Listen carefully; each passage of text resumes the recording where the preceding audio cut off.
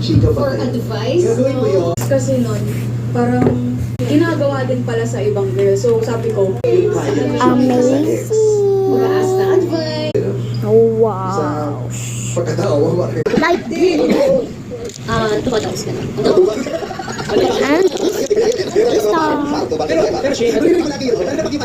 Ayos mga mag-isa. Ano tumatas na? Oo, pero Oh, what? tapos overtime. So ang Na-jowa niya kayo. Ang tanong niya ay, star. na-jowa niya ba siya? Kunyari, alam mo na yung ex mo, na-jowa niya kayo. Very toxic yung rin. Warning at magkasa. I-warn mo ba siya? Kunyari, hindi niya kina-opinion ha? I-warn mo ba siya? Siyempre po hindi. Kasi iba naman yung pinagsamahan nila kaysa sa akin. Kumbaga, we don't have the right to judge talaga. Masaktan man ako, pero hindi naman ibig sabihin nasasaktan na rin yung pangalawa.